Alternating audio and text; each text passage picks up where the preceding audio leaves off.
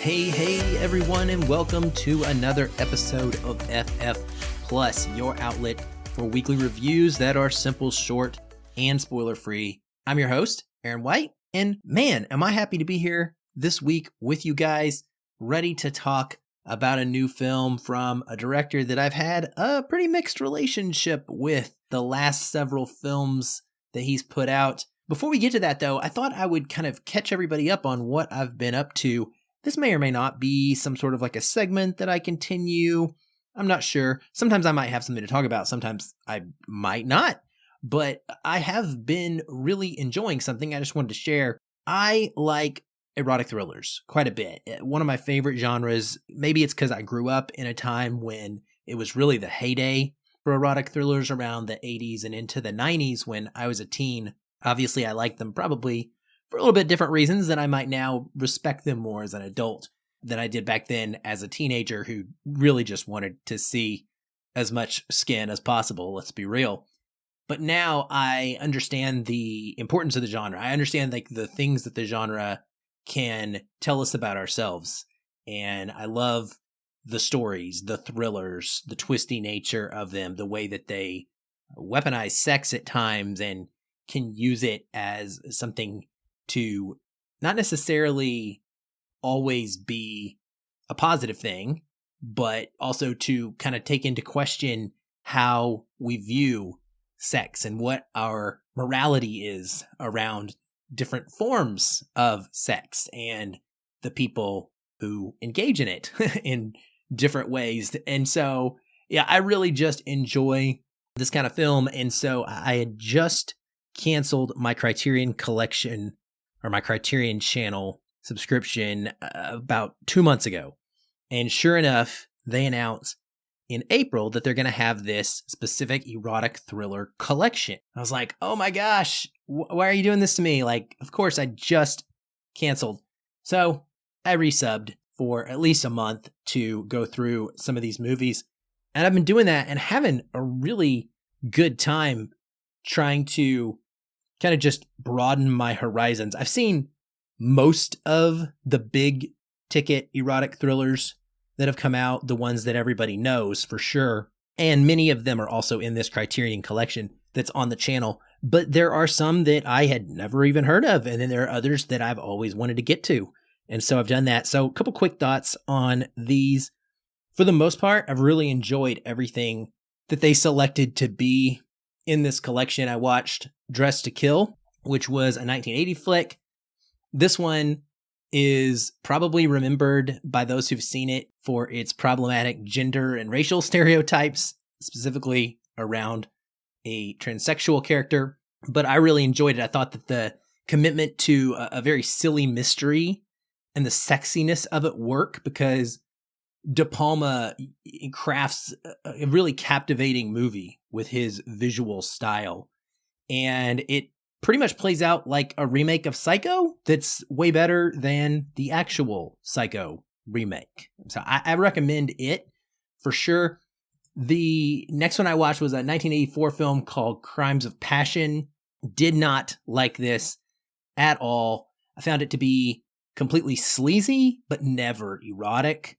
And just not at all entertaining. There were a scene or two that I kind of liked a little bit, but for the most part, this whole movie was just on a wavelength that I really could not tune into and was not vibing with. So not my style. The next one I watched was a 1987 one called The Bedroom Window, which I don't necessarily think falls into the erotic thriller category, to be honest with you, because it's really almost like a riff on Rear Window from Hitchcock. It's really more of a specific thriller and mystery kind of movie. It's not got the sort of excitement that most thrillers do, and it definitely doesn't have any eroticism, so it just doesn't feel like it fits here. There's only like one real sex scene in the movie, and that's at the beginning. So it's interesting. I really liked the story, though. It is about this guy, and he's having an affair with his boss's wife, and she sees an assault take place outside of the window while she's staying over, having an affair with him that night. And then this person that had assaulted this woman allegedly goes on to assault, murder, rape someone else later that evening that they find out about. And so they feel compelled to come forward. And I think that that's a very realistic thing. It was relatable. Something that I think anyone in this situation would struggle with is, should I go to the police? Should I find a way to give my visual understanding of what this person looked like to help you catch him, to prevent further assaults and further crimes to be perpetrated by him? Or do I keep that information to myself, knowing that others might get hurt because I need to protect the fact that I was having an affair? And so what they choose to do is the man basically lies and says that he's the one that saw the assault occur instead of the woman. And from there, that one little lie just starts cascading, as you would imagine. It becomes a snowball effect. And it's really, really compelling. I was captivated by this the whole time. And it has a really fun surprise Wallace Shawn appearance also as an attorney that just knocked my socks off. He steals the show for a couple of minutes while he's in the movie. So I recommend The Bedroom Window. It was a really cool discovery. Another one I watched was Jade. This one has been much maligned. This is a 1995 film, and I think this could have been a lot sexier. There's apparently a director's cut, and I would actually like to see it. But Linda Fiorentino, to her credit, elevates this movie above what the script gives her to work with. She is fantastic in pretty much everything, but specifically in this genre, I think she really works. This is a William Friedkin movie, which is really weird, but it does have some of the vibes of like something like The Exorcist. I think it has like a grainy look to it. I really enjoyed the cinematography and the way it was shot. And it's got this grimy feel, murdered bodies. There is a serious violence and brutality to them when you see them on screen. There's definitely an aspect of the story that is intriguing with this call girl who goes by the code name, if you will, of Jade, and a question about who she is. I think the movie doesn't really hide its cards well, and so you pretty much know who that is right off the bat, and it wants to be a mystery, but it's not.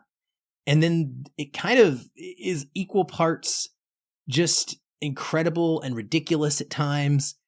There's a really cool car chase, and I thought it was a decent movie up until the ending, which was pretty much a wimpy kind of, I don't know, felt like they were trying to have this big reveal and surprise, but you saw it coming a mile away. And so it wasn't very satisfying in that way. But I liked the movie overall. So I definitely want to check out that director's cut and see if that enhances it, because I saw some good bones here, even if the entire project didn't turn into anything great. And the last one I want to talk about is Poison Ivy. This stars Drew Barrymore, and I have long heard people make fun of this movie, but I also know a lot of people who used to rewatch it a ton when they were in high school, and I figured that was because, 17-year-old Drew Barrymore, we're all like, going gaga over her being in something like an erotic thriller. This one worked for me. Big time. All the way. I thought this is a fantastic movie that is far better than its reputation. And I love practically everything about it. It's got an awesome vibe to it. It's very 90s. It's very overly melodramatic, but in the best way. It's seductive. It's pulpy, kind of like Wild Things is. I think the cinematography and the use of music are both fantastic. There's a real artfulness about it that goes beyond the sleaziness that sometimes you get in this genre. And so it's not totally trashy. And I think a lot of that comes from having a female director behind the helm. It never felt to me like we were being stuck with a male gaze. There was a respectfulness and for the beauty of the female figure and the characters in this. And it's just a really intriguing story about female jealousy, about buying friendship, and about loneliness and what that can lead you to want to do. And it's very mysterious as well. I thought it was really, really good. A movie I want to own and I want to watch again and again. So that's kind of my quick-ish recap of some of the stuff I've been watching recently. Again, I don't know if I'll do this segment all the time, but I just thought I'd put this out there in case anyone was curious and, maybe somebody also is into erotic thrillers and didn't know that Criterion had this collection on their channel right now, and you might want to go try to get through them all as well, like I am trying to do. If you follow me on Letterboxd under the username at Aaron L. White, AARONELWHITE, I will be posting my final ranked list of all of the ones in this collection that they have once I'm done. I have the list already up now, and it's kind of an ongoing ranking, but if you want to see it once the month ends and I've watched all of them, feel free to check that out. Okay, on to today's review. So I'm here to talk about Guy Ritchie's The Covenant from Metro-Goldwyn-Mayer. It stars Jake Gyllenhaal, Dar Salim, Alexander Ludwig, Anthony Starr, and Emily Beecham. By the way, does anyone else get Alexander Ludwig and Alexander Skarsgård confused? I know I did. When I watched him in this film for the longest time, I thought it was Alexander Skarsgård, and I was surprised when I didn't see him in the cast list. Anyway, this is written and directed by Guy Ritchie, also co-written by Ivan Atkinson and Marn Davies. Cinematography is by Ed Wild, and music is by Christopher Benstead. It runs 123 minutes and is rated R for violence, language throughout, and brief drug content.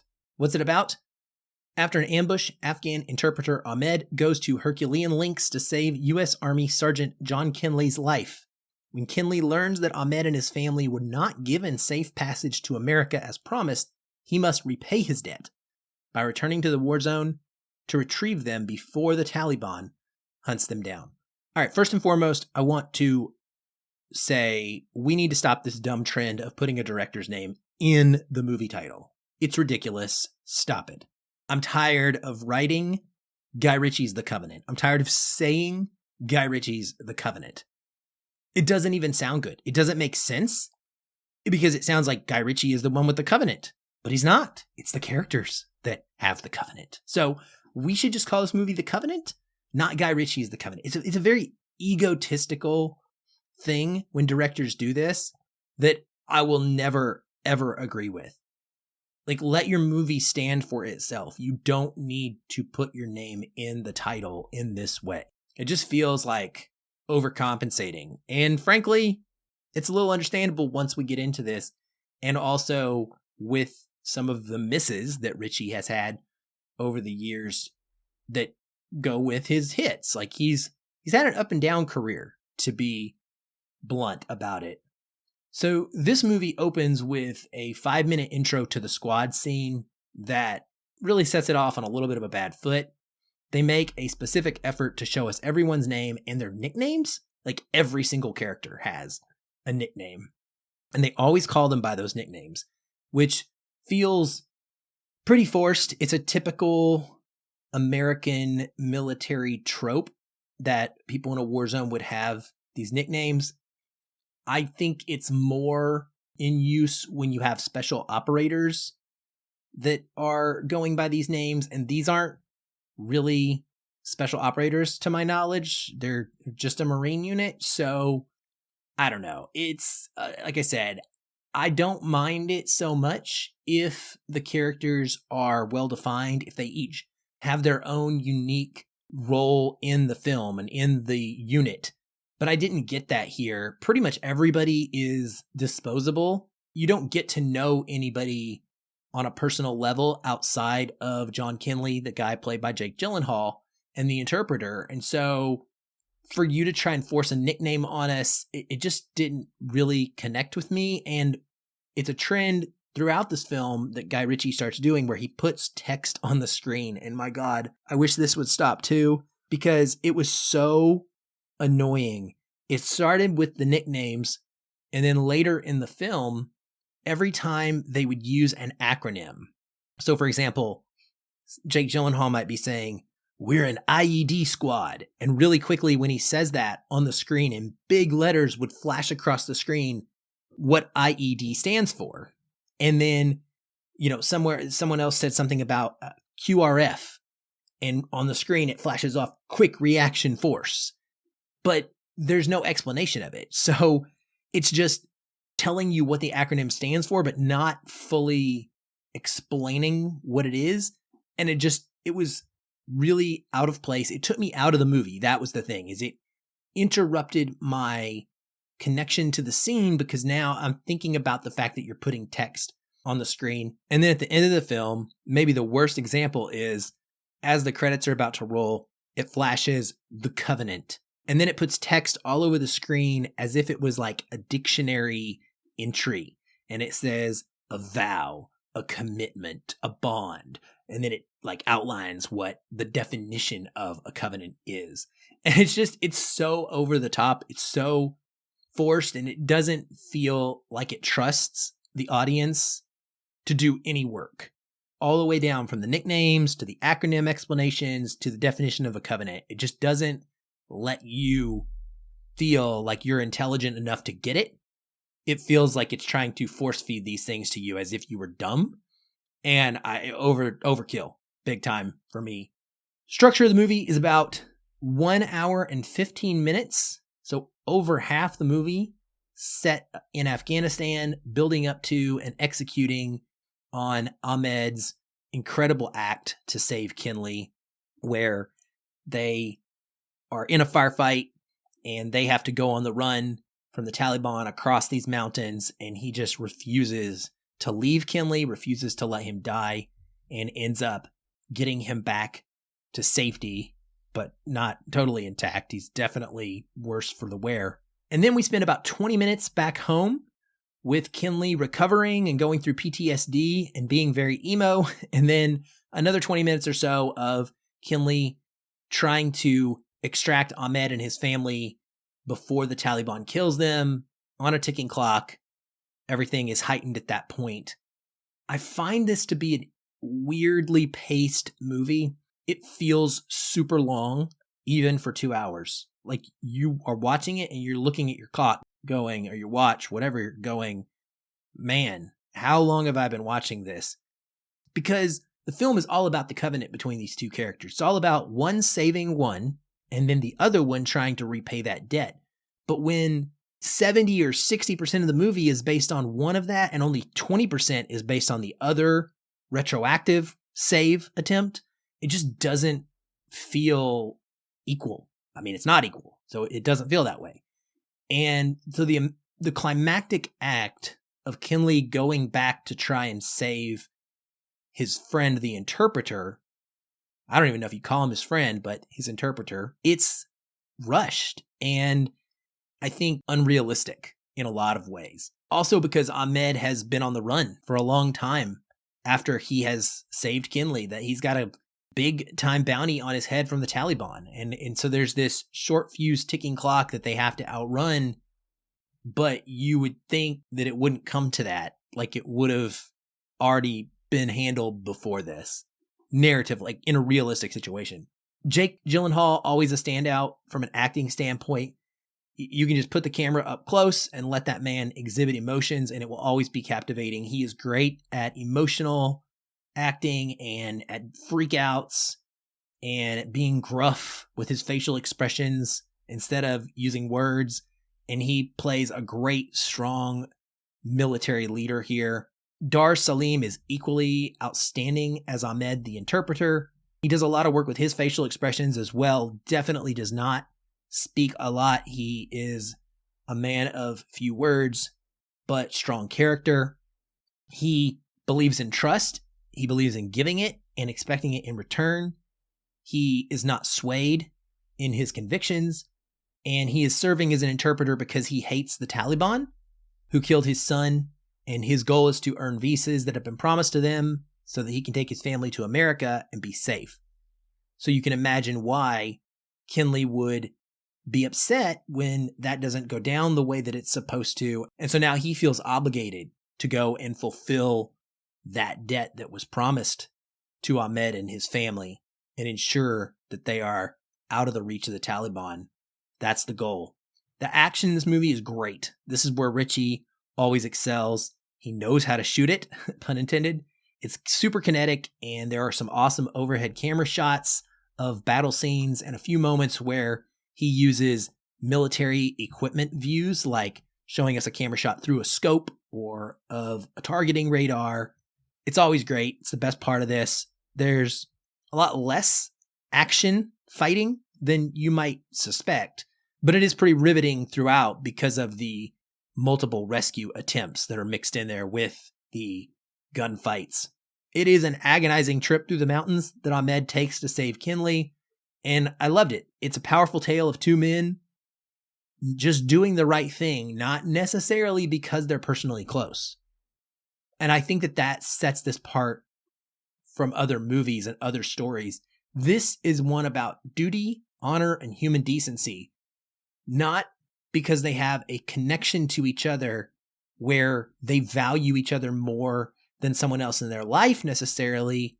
It is about seeing someone as having value simply because they exist. And the fact that someone was willing to risk their life for you, even though they're not close to you, is something that you need to be willing to repay. I also really enjoyed the score by Christopher Benstead. It's high energy, as the movie is, and I could feel it. It's pretty powerful. If it wasn't for the score, I think that the pacing problem would stand out even more than it already does. So it kind of brings this back up a notch after having a real issue with the pacing. And then my biggest problem with Guy Ritchie's The Covenant is that I'm not sure what the movie is saying is good. It's a fictional story, so this is not a biopic. This didn't actually happen. But it's clear that Ritchie has the intent of trying to pay homage to the importance of the Afghan interpreters.